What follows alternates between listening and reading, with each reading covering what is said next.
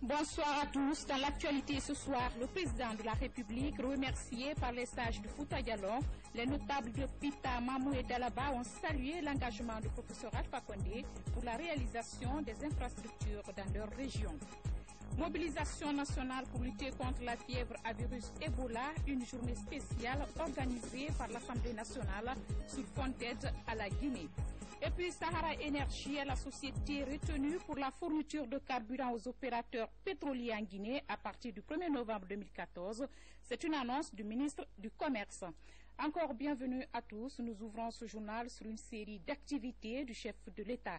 Le président de la République a reçu hier au palais Sékou Touré les représentants des Nations Unies. Professeur Alpha Condé et ses partenaires onusiens ont échangé sur le renforcement de la lutte contre la fièvre à virus Ebola en Guinée. Sanassi Keita, compte rendu. L'Organisation des Nations Unies continue d'afficher sa volonté de soutenir la Guinée dans la lutte contre la fièvre hémorragique à virus Ebola. Aujourd'hui, c'est le coordinateur du système des Nations Unies pour la crise d'Ebola en Guinée et le représentant spécial des Nations Unies pour la lutte contre le virus Ebola en Afrique de l'Ouest qui arrive au palais Sékou Touré.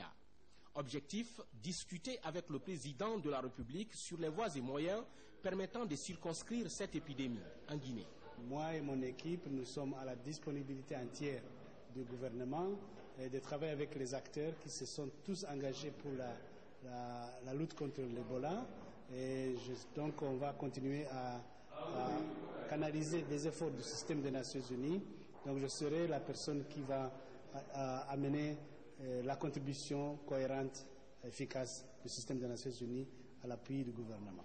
Les Nations Unies expriment à nouveau leur soutien à la Guinée dans cette lutte contre le virus Ebola. On a discuté en détail la question d'Ebola, les crises et comment les Nations Unies peuvent soutenir le plan du gouvernement, la stratégie et tout ce que le gouvernement est en train de faire. Les Nations Unies vont soutenir tous ces efforts. Et j'ai expliqué toutes les choses que les Nations Unies vont faire pour soutenir le gouvernement, toutes sortes de soutien pour Monsieur le Président, pour le gouvernement. Ces soutiens sans cesse exprimés par la communauté internationale à la Guinée pour lutter contre le virus Ebola rassurent aujourd'hui l'ensemble des Guinéens dans la riposte à l'épidémie en Guinée. Toujours au palais présidentiel, le chef de l'État a reçu hier les médecins, agents de santé et les étudiants diplômés en médecine. Objectif, inviter tous les professionnels de la santé du pays à se mobiliser pour une synergie d'action en vue de lutter contre la fièvre Ebola. Keita Sanassi, bureau de presse de la présidence de la République. Médecins et agents de santé à la retraite, tous étaient là au palais Sékou Touré ce mardi 21 octobre 2014 sur invitation du président de la République. L'objectif est d'intensifier la lutte contre Ebola. Notre premier problème aujourd'hui, c'est comment sortir l'Ebola de Guinée comme ça vient de se faire au Nigeria. Cela suppose de rompre la chaîne, de suivre les contacts et d'être présent dans les centres, non seulement dans les centres de traitement, mais aussi dans les centres de transit. C'est pourquoi j'ai souhaité que vous mobilisez tous. Vous êtes à la retraite, bien sûr, mais lorsqu'il y a la guerre, on rappelle les réservistes pour aller faire la guerre. La seule guerre que nous avons aujourd'hui, c'est la guerre contre l'Ebola. Quand on a une guerre, personne n'a la retraite. Donc, on convoque tous les réservistes. Donc, vous devez vous considérer aujourd'hui comme des militaires. Ça veut dire que je vous réquisitionne. Ceux qui veulent collaborer, ils collaborent. Ceux qui ne veulent pas, je les réquisitionne. Ça, c'est très clair. Alors, il vaut mieux accepter de collaborer plutôt que d'être réquisitionné. Mais, comme on est en démocratie, on commence d'abord par le dialogue. Et par la communication et la commission pour que chacun participe. Vous savez très bien que l'État a le droit, lorsque vous refusez de vendre un terrain, je peux prendre un décret pour cause d'utilité publique et prendre votre terrain. Lorsque vous refusez de servir, je peux prendre un décret pour vous réquisitionner. Mais commençons d'abord par discuter en frères pour que tout le monde se donne la main et que réellement vous renforcez le corps médical actuel. Voilà la raison pour laquelle j'ai souhaité qu'on se voie. L'appel du président de la République à ses professionnels de santé à la retraite pour leur implication dans la lutte contre la fièvre hémorragique à virus Ebola semble bien compris. Nous serons sur le terrain. Nous le ferons parce que nous sommes tous des médecins, des infirmiers et infirmières, des sages-femmes, et c'est un sacerdoce. Nous le ferons parce que l'art et le savoir que nous avons, c'est le peuple de Guinée qui nous les ont donnés. Et nous devons donc rendre notre dette à ce peuple qui est aujourd'hui en danger. Nous le ferons parce que c'est un devoir patriotique. Donc, je vous prie de considérer que nous sommes présents. Tous les jours, j'essaie de dire, mais comment faire pour être sur le terrain et lutter contre Ebola. J'ai frappé à des portes qui ne sont pas ouvertes. On dit qu'en Guinée aujourd'hui, il n'y a pas de psychologue, mais je suis psychologue. Vous savez très bien, je suis anthropologue. Alors, dans la sensibilisation, il y a la sensibilisation, mais il y a l'adhésion à la sensibilisation. Ça, c'est psychologique. Et il y a le versant anthropologique, c'est-à-dire s'approcher de la médecine communautaire. Je viens donc aujourd'hui vous dire que mes armes sont simplement la sensibilisation, la prise en charge psychosociale des familles et des orphelins, peut-être qui sortent, qui sont victimes d'Ebola. Et je suis formateur, je suis prêt tout de suite, si on me donne une tenue, à aller sur le terrain. Dans la foulée, le président de la République a également rencontré les étudiants diplômés en médecine. Ils étaient nombreux à répondre à cet appel du chef de l'État axé sur la lutte contre la fièvre hémorragique à virus Ebola. Donc, la sensibilisation est fondamentale pour que la coopération. Le deuxième, c'est rompre la chaîne de contamination dans les zones les plus exposées. La troisième, c'est le suivi à 100% des cas. Si on ne suit que 95%, les 5% qui restent, s'ils développent la maladie, ils vont contaminer d'autres. Aujourd'hui, nous n'avons pas le personnel nécessaire pour faire ce contact à 100%. Nous n'avons pas suffisamment de personnes pour faire la sensibilisation dans les quartiers partout. Partout, nous devons dire aussi, si un Sierra Leonéen ou un Libérien vient, on doit tous signaler. On n'est pas contre qu'il vienne, mais il faut dire qu'il vient pour que les médecins prennent sa température pour savoir si c'est un contact. En ce moment, on l'interroge si c'est un contact, on continue à prendre sa température pendant 21 jours. Comme ça, ou bien s'il est déjà positif, ça permet tout de l'envoyer dans le centre. Donc si on vous appelle, c'est pour que chacun de vous se mobilise à la fois pour la sensibilisation. Là où vous êtes, on ne va pas envoyer, on va pas mobiliser les médecins de Conakry pour les envoyer à Cancan, on va vous discussion là-bas. Mais aussi que vous participez au suivi des contacts. Et que vous accompagnez aussi ceux qui nous aident dans les centres de traitement. Si vous êtes à Conakry, vous les accompagnez à si vous êtes à Koyako, vous les accompagnez à Koyako, si vous êtes à Porcaria, etc. Nous allons prendre des dispositions matérielles. Parce que très souvent, les gens ne reçoivent pas leur prime à temps. Il y a peu de centralisation. Nous avons demandé qu'il y ait la décentralisation. Parce que si les gens sont déterminés, il faut aussi qu'ils soient motivés. Pour qu'ils soient motivés, il faut qu'ils reçoivent des primes. Mobiliser tous les professionnels de la santé du pays en vue de leur implication dans la lutte commune engagée contre l'épidémie de la fièvre hémorragique à virus Ebola. Voilà l'objectif de ces rencontres du président de la République avec les étudiants diplômés en médecine, ainsi que les médecins et agents de santé à la retraite. Je vous le disais dans les titres, à Mamon, Pita et à Dalaba, en Guinée, le président de la République, professeur Alpha Condé, a été remercié par les notables pour son engagement dans la construction des infrastructures. Ces sages du Fouta ont mis l'occasion à profit pour formuler des prières et bénédictions en faveur de la réussite des projets engagés par le chef de l'État, professeur Alpha Condé. Compte rendu, Sanassi Keita. Nombreuses sont les infrastructures qui sont aujourd'hui réalisées et d'autres en cours de réalisation dans les villes de Mamou, d'Alaba et de Pita. Cela grâce à l'engagement pris par le président de la République pour célébrer dans la région administrative de Mamou les festivités commémoratives de l'accession de la Guinée à l'indépendance nationale. Aujourd'hui, les sages de ces préfectures de Mamou, Pita et de Dalaba ne sont pas restés indifférents face à ces nombreux chantiers engagés par professeur Alpha Condé. Ils se sont mobilisés fortement à l'unisson pour saluer et remercier le président de la République pour avoir doté leur localité d'importantes infrastructures dignes de nom. Ces notables ont également invoqué dans leurs prières le nom de Dieu, le clément et miséricordieux, afin qu'il accompagne le chef de l'État dans ses ambitions de développement en faveur de la Guinée. Aussi pour le renforcement du tissu social entre les filles et fils du pays.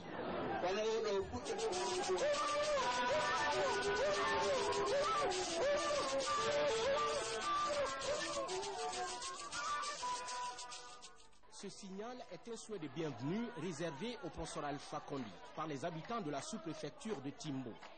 Timbo, où professeur Alpha Condé a été spécialement invité par les sages de la localité pour non seulement visiter la première mosquée du Fouta théocratique, mais aussi et surtout recevoir d'eux toutes les prières et bénédictions. Cette mosquée en chantier et dont les travaux sont financés par le président de la République a été créée en 1736 par Ibrahima Sambégou Bari, connu sous le nom de Karamo Alpha Motimbo. Enfin, ces sages ont accompagné le président de la République au mausolée de cette figure du Fouta théocratique, Karamo Alpha Motimbo. Ici, les prières et bénédictions ont été également formulées pour le renforcement du tissu social entre les filles et fils du pays. Ces notables ont aussi remercié le président de la République pour son implication dans la construction surtout de cette maison de Dieu. Une mosquée en chantier que ses habitants souhaitent voir complètement ouvrir ses portes dans les jours à venir pour le plus grand bonheur des fidèles musulmans. Autre activité du chef de l'État, professeur Alpha Condé a présidé ce matin l'Assemblée générale du Conseil supérieur de la magistrature. Objectif, permettre aux membres du Conseil de se prononcer sur les aptitudes des uns et des autres à être nommés à des postes de commandement dans l'administration juridictionnelle ou au ministère de la Justice. Explication, Mohamed Lamine Souma et la Joie Sissé, Cheikh Mabin Silla. Ils sont 14 membres présents sur les 17 du Conseil supérieur de la magistrature. Ils ont discuté puis se sont prononcés sur la compétence des uns et des autres à pouvoir occuper des postes de commandement dans l'administration juridictionnelle ou de l'administration centrale de la justice. Une grande première depuis l'indépendance du pays. Comme chacun le sait, la Guinée est indépendante depuis 1958, mais c'est seulement en 2014 que les magistrats bénéficient d'un traitement salarial qui leur permette de vivre décemment. C'est encore cette année que s'ouvre pour la première fois la session du Conseil de discipline du Conseil supérieur de la magistrature, organe chargé d'assurer la discipline des magistrats pour l'exercice d'une justice indépendante, impartiale, intègre et diligente, bref, d'une justice de paix et de développement. Aujourd'hui, pour la première fois, les magistrats guinéens vont faire l'apprentissage exaltant, mais difficile, de statuer sur les mérites des uns et des autres pour occuper tel ou tel poste juridictionnel ou de l'administration centrale du ministère de la Justice. Ces réformes qui bouleversent considérablement les habitudes tant des magistrats que des autorités administratives ne doivent pas s'arrêter en si bon chemin.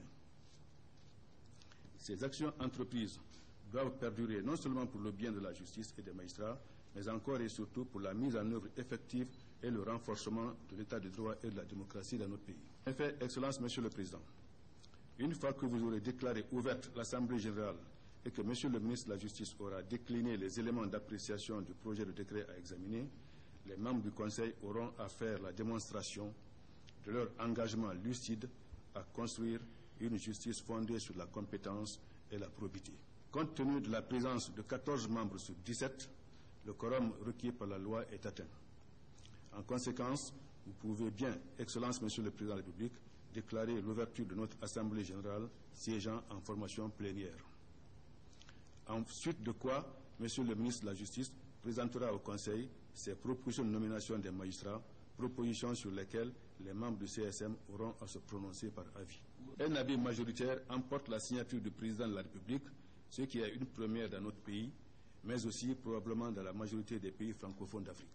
À cette session inaugurale de l'Assemblée générale du Conseil supérieur de la magistrature, le président de la République a renouvelé son souhait de voir la justice guinéenne jouer le garant et l'attrait des investissements en Guinée.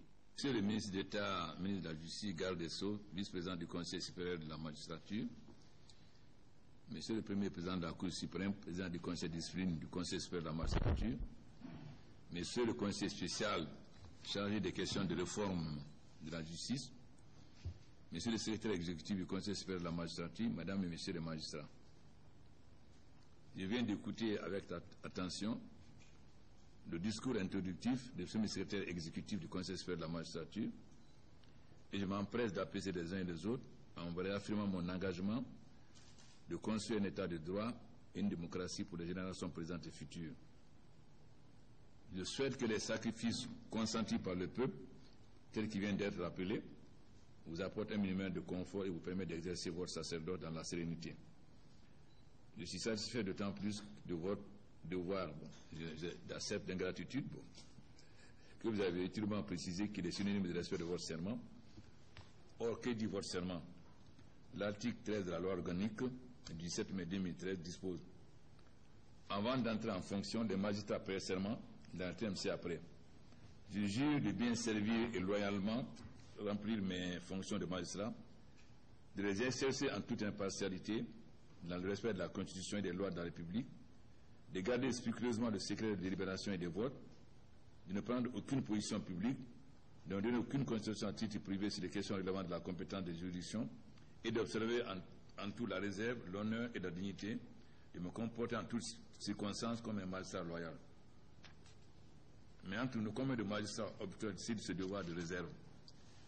Combien de magistrats parviennent à être indépendants face aux différents pouvoirs d'influence, pas seulement politiques, mais surtout d'argent? J'attends du Conseil de discipline qu'il fasse un mot de responsabilité et de courage dans l'examen des poursuites disciplinaires dont il est saisi par le ministre de la Justice ainsi que par les citoyens. De même, je vais espérer que cette Assemblée générale saura se montrer à la hauteur des enjeux et apprécier sans complaisance les propositions qui lui sont faites. Et vous savez, pour que les investisseurs aient confiance dans un pays, il faut deux choses: la sécurité et la justice. Nous avons fait une réforme de l'armée qui est présentée par le général Clément Bolé comme une réforme révolutionnaire. Aujourd'hui, vous ne voyez plus de militaires avec les armes dans les rues. L'armée ne participe pas au maintien de l'ordre, etc. Vous n'avez plus les tanks et autres. Aujourd'hui, la population a confiance en l'armée. Donc si nous avons une jambe qui aujourd'hui, on peut marcher, on a encore une jambisme. Aujourd'hui, il faut que la justice réellement... Mesdames et messieurs, d'ici la fin de ce journal, vous pourrez suivre un décret du président de la République, décret portant nomination des magistrats. Et juste après, vous aurez l'intégralité de cet élément dans l'Info Plus. Revenons à ce journal. Dans le cadre de la coopération, une importante équipe médicale cubaine est également arrivée à Conakry ce matin. Sa mission est épauler les médecins guinéens dans la lutte contre la fièvre à virus Ebola. Cet autre appui des Amis de la Guinée répond à l'appel lancé par le système des Nations Unies et de l'Organisation mondiale de la santé. Marc Mourad Kamara nous fait le récit de l'événement. Cette participation de Cuba s'inscrit dans le cadre de la mission d'urgence mise en place par le système des Nations Unies pour apporter sa contribution remarquable au plan national de lutte contre la fièvre hémorragique Ebola dans les pays touchés par cette épidémie sous la coordination de l'OMS. Objectif, freiner l'évolution de la maladie et éviter la propagation dans d'autres régions. Notre gouvernement a décidé de participer aux efforts pour la lutte contre l'Ebola dans notre pays, avec une participation volontaire de nos professionnels qui sont là devant vous. On a lancé la solidarité, l'aide, et Cuba a immédiatement répondu. De son côté, le chef de la diplomatie guinéenne a, au nom du chef de l'État, professeur Alpha Condé, salué cette solidarité de Cuba à l'égard de l'Afrique, notamment les pays touchés. Votre présence ici, sous Presenciaki, est le témoignage, est testimonia de la grande solidarité que le peuple cubain a toujours manifestée à l'égard de l'Afrique et particulièrement à l'égard de la Guinée. Avec toute cette mobilisation de la communauté internationale, l'espoir est permis pour éradiquer définitivement la fièvre hémorragique Ebola. Nous vaincrons la fièvre Ebola. Justement, l'éradication de la fièvre hémorragique Ebola est une préoccupation nationale. Le Parlement a également organisé hier une journée spéciale contre ce virus sur fond d'aide accrue à la Guinée. Massivement représentés, les partenaires financiers ont retiré leur soutien pour vaincre l'épidémie. C'était à la faveur d'une séance plénière. François Lama revient sur les grandes lignes de la rencontre. La journée spéciale Ebola à l'initiative de l'Assemblée nationale tenue à l'hémicycle à la faveur d'une séance plénière a eu d'effets escomptés puisqu'elle aura mobilisé plus encore de partenaires financiers et techniques en vue d'appuyer le peuple de Guinée et le gouvernement guinéen dans leur effort de lutte contre l'épidémie à virus Ebola. L'Union européenne et ses États membres ont déjà engagé environ 500 millions d'euros pour la lutte contre Ebola. Ce sont des financements qui sont disponibles, qui seront mis en œuvre de différentes façons. Je voudrais vous rassurer que tout centime remis à l'OMS dans le cadre de la lutte contre Ebola ou dans le cadre de l'amélioration de la santé des populations guinéennes est géré dans la plus grande transparence. De la BAD, Banque africaine de développement à la Guinée, qui ont été adoptés à l'unanimité des députés présents pour la riposte contre Ebola en Guinée. Ça fait au total une aide budgétaire cette année de 32 millions de dollars pour la Banque africaine de développement, aide budgétaire accordée à la République de Guinée, ce qui est quand même substantiel. Ebola peut être vaincu si les financements sont mobilisés au niveau national, régional et aussi mondial. La journée a été sanctionnée par une résolution de l'Assemblée nationale qui appelle à l'implication de tous les Guinéens dans la sensibilisation pour rompre la chaîne de contamination du virus Ebola. L'Assemblée nationale encourage le gouvernement à poursuivre les efforts d'information, d'éducation et de communication entrepris notamment dans les campagnes de sensibilisation sur le respect des mesures d'hygiène pour une meilleure prévention de la fièvre hémorragique à virus Ebola. Recommande le renforcement de la mise à contribution de tous les leaderships guinéens pour la sensibilisation des populations en termes d'information, d'éducation et de communication.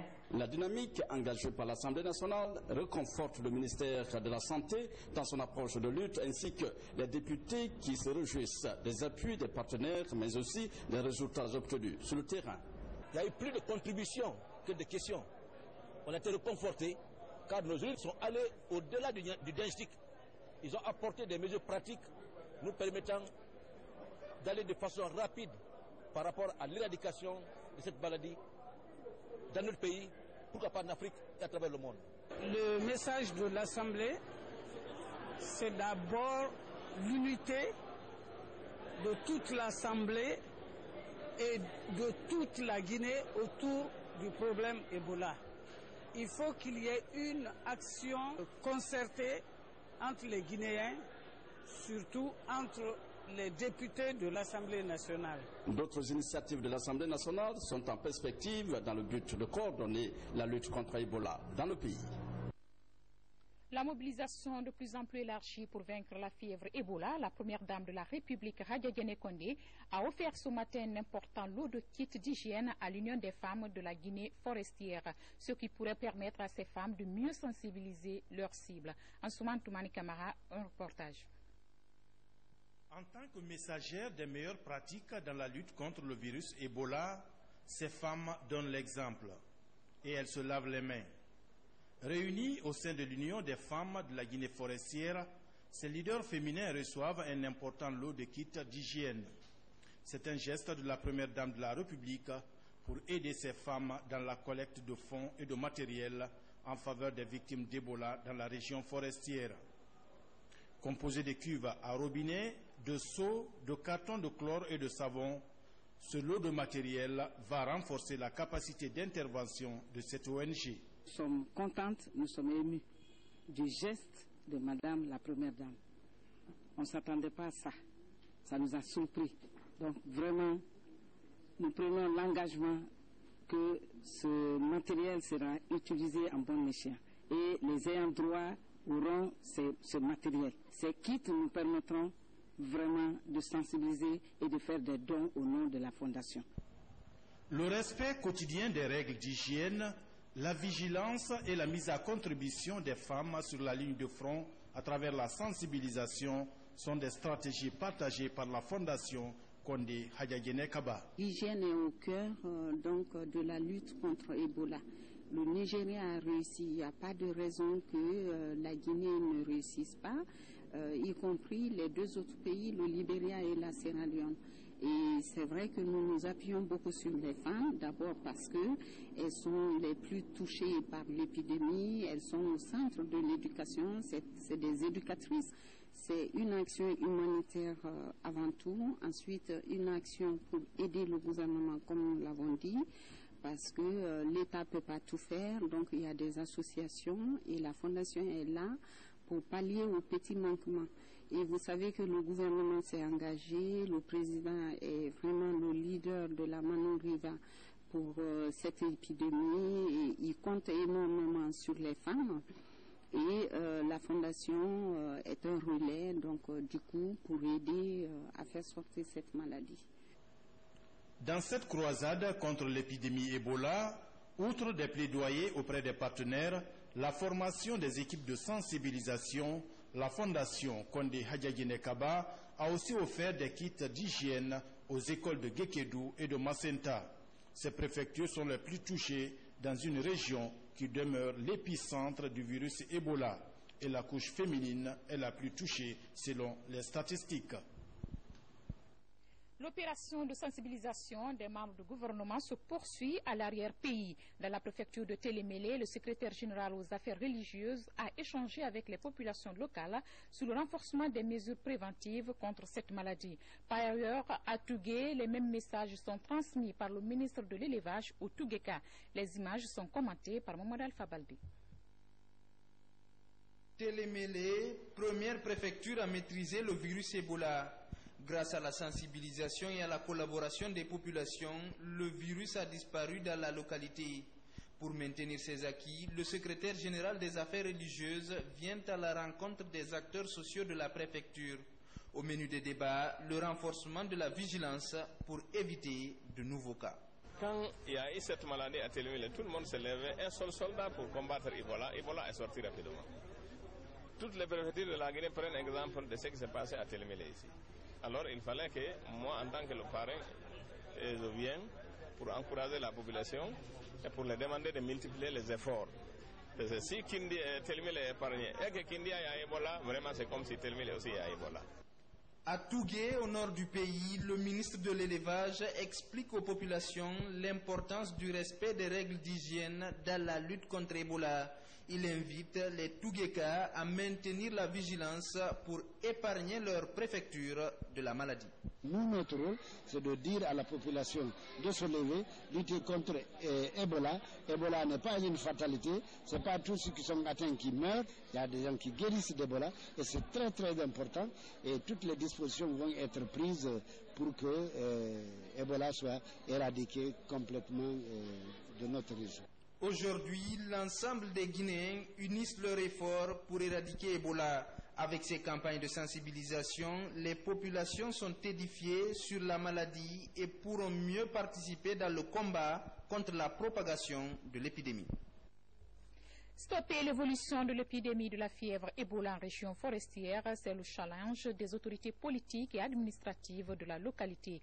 Partout, les populations s'inscrivent dans l'observation des règles élémentaires d'hygiène. Une action rendue possible grâce à la campagne de sensibilisation abattue par les agents de santé et des partenaires de terrain. Sordo Keïra a récemment fait un tour dans certaines préfectures de la région. Suivez son compte-rendu. Située au sud-est du pays, la région forestière reste encore l'épicentre de l'épidémie de la fièvre hémorragique à virus Ebola depuis sa déclaration le 21 mars 2014. Les préfectures de Gekedou et Macenta sont les plus frappées avec plus des 2/3 des cas. Pour contrer l'évolution de la maladie dans la région, l'application des mesures d'hygiène est de mise dans chacune des préfectures. Ici, dans la commune urbaine de Lola, même si les citoyens ont peu d'informations sur la maladie, ils s'inscrivent dans la dynamique de la sensibilisation. Tout le temps, nous sommes dans les sous-préfectures, dans les districts, pour que vraiment les gens sachent que le professeur Alpha Condé est là à la disposition du peuple de Guinée, au service du peuple de Guinée. Nous qui le représentons, vraiment, nous devons traduire cela dans les faits. L'information et la sensibilisation restent alors le credo des autorités politiques et administratives. Il s'agit surtout d'amener les populations à la vigilance face aux mouvements transfrontaliers avec le Libéria et la Sierra Leone. Le message du chef de l'État est bien compris par les citoyens de Lola. Mais nous avons des problèmes. Les frontières sont poreuses. Il y a beaucoup d'ouverture. Les gens rentrent par là-bas. On a peur, la population a peur. Et puisque la frontière n'est pas fermée, les gens rentrent. Il y a des familles qui ont perdu les leurs au Libéria. Ils ont fui, ils viennent. On a peur, est-ce que ces gens ne sont pas affectés? Donc, notre problème, il n'y a pas ici aujourd'hui une structure d'accueil des étrangers qui viennent de Libéria pour les recevoir, les contrôler avant d'aller dans leurs familles respectives. Convaincre les populations à accepter la collaboration avec les services de santé est l'autre paire de manches de la sensibilisation dans la région. Les autorités mettent à profit cette occasion pour lever le doute sur l'existence de la maladie. Je souhaite vraiment que les populations comprennent d'abord, que cette maladie est dangereuse, de deux, que la population comprenne que partout où il y a eu réticence, la maladie prend des dimensions. Donc je souhaite que les gens comprennent et qu'on puisse arrêter cette maladie. Depuis le début de l'épidémie, la Guinée bénéficie du soutien de la communauté internationale pour stopper l'évolution de la maladie. À présent, ces images de la Banque mondiale à Washington, où une autre journée spéciale a été organisée en faveur de la Guinée. Une aubaine pour la mission gouvernementale d'engager des offensives diplomatiques dans le cadre de la lutte contre la fièvre Ebola et la relance des investissements. Des précisions avec Boubacar Ba. Journée organisée par la Guinée conjointement avec la Banque mondiale a été essentiellement focalisée sur l'impact économique et social de l'épidémie à virus Ebola et la réponse apportée par le gouvernement. Mohamed Diaré a tout mis sur la table. Des efforts ont été engagés, cependant il reste encore beaucoup à faire. Les dépenses liées au plan de riposte sont évaluées à 134 millions de dollars. 32 millions restent à mobiliser.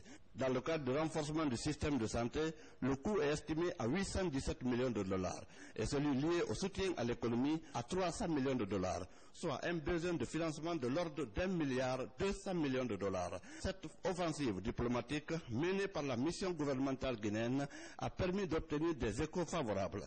La Banque mondiale passe de 22 à 50 millions de dollars, plus que le double de l'enveloppe initiale. Il faut aller vite et bien pour stopper la maladie.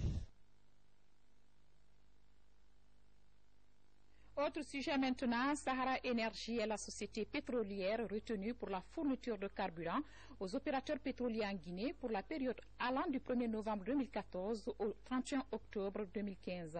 La décision fait suite à l'appel d'offres international lancé au mois d'août dernier par le comité d'importation des produits pétroliers. Et l'annonce a été faite par le ministre du Commerce lors d'un point de presse qu'il a animé ce matin. Mangafoude Toudé nous livre les points clés de cette rencontre.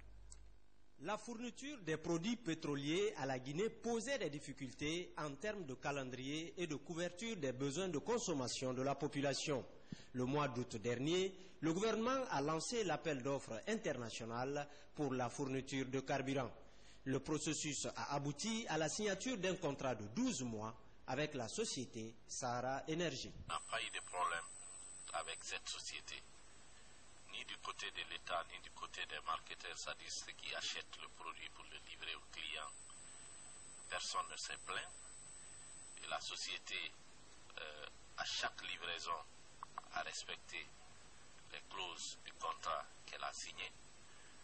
Nous sommes censés de dire que nous avons l'assurance que les 12 prochains mois aussi, il n'y aura pas de problème avec cette société. C'est une société qui a une bonne expérience, qui livre le produit dans d'autres pays. Devant le parterre des journalistes des médias publics et privés, le ministre du Commerce, entouré des opérateurs pétroliers du pays, a donné des informations sur l'organisation et le processus de l'appel d'offres qui a conduit au choix de la société pétrolière Sahara Energy. Malgré la faible augmentation du prix d'achat de la tonne métrique qui passe de 39 à 49,95 dollars US, Marc Yombounou rassure les populations. En termes d'assurance de la population, l'augmentation de 39 à 49,95 à la tonne métrique n'amène pas l'État à augmenter le prix du carburant. Jusqu'à preuve du contraire, nous n'avons pas dépassé 1% d'augmentation. Nous sommes aux environs de 0,6. Ça voudrait dire que pour chaque litre de carburant, il y a une augmentation de 60 francs. Et la flexibilité nous impose le seuil de 500 francs. 5% on n'a pas atteint.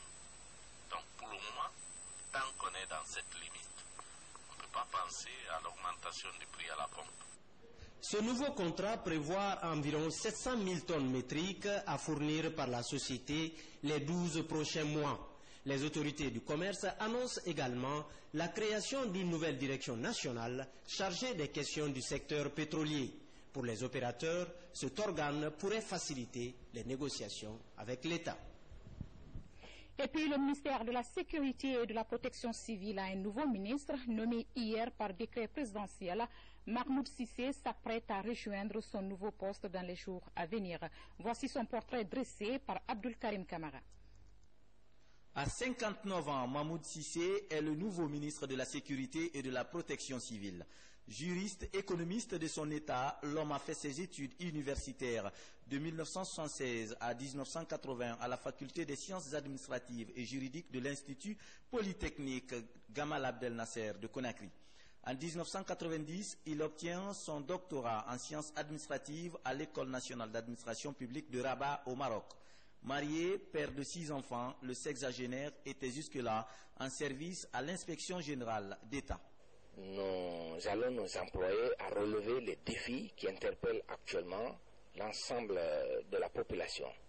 Il s'agit de freiner, de réduire autant que faire se peut l'insécurité, stopper la circulation illicite des armes légères et de petit calibre sous tous ces aspects, traquer les bandits qui perturbent la quiétude des populations. Parlant de la fièvre Ebola, le ministre Cissé entend s'impliquer avec ses hommes de la police dans la lutte contre cette maladie aux côtés des populations. Mesdames et messieurs, comme annoncé, nous allons recevoir Kaba Condé pour la lecture d'une série de décrets du président de la République. Bonsoir Kaba Condé. Bonsoir. C'est de la place pour la lecture d'une série de décrets. Décret D 2014-219 PRG SGG portant nomination de magistrats. Le président de la République, vu la Constitution, décrète. Article 1er. Les cadres dont les noms suivent sont nommés dans les fonctions ci-après. 1. Administration centrale. Secrétaire général, M. Moussa Kourouma, numéro matricule 144 976 M, confirmé. Chef de cabinet, Mohamed Koli Kamara, matricule 274 906 X, confirmé. Conseiller technique chargé de la justice de proximité et événementielle, Madame Mariama Souadou Diallo, matricule 150 127 V, confirmé. Conseiller technique chargé des relations avec les institutions, M. Abdoulaye Bademba Bari, matricule 185 785 J, confirmé. Conseiller technique chargé des relations avec les institutions, M. Abdoulaye Bademba Bari, confirmé. Conseiller technique chargé des normes, lois et règlements, M. Lamine Kaba, juriste, précédemment conseiller au ministère de la Sécurité. Conseiller chargé de mission, M. Alpha Tanoudi Kamara, confirmé. Attaché de cabinet, chargé de communication judiciaire, M. Ibrahima Beyavougui, confirmé. Secrétaire exécutif de la réforme de la justice, M. Hassan De Diallo, matricule 162 344 E, confirmé. Directeur national des affaires criminelles et des grâces, M. Mamadouba Keïta, précédemment directeur national adjoint de l'accès au droit et à la justice. Directeur national adjoint des affaires criminelles et des grâces, M. Alseni Souma, précédemment directeur national adjoint des affaires civiles et du Sceau. Directeur national des affaires civiles et du Sceau, M. Alpha Salou, adjoint des affaires civiles et du Sceau, M. Mohamed Silla, matricule précédemment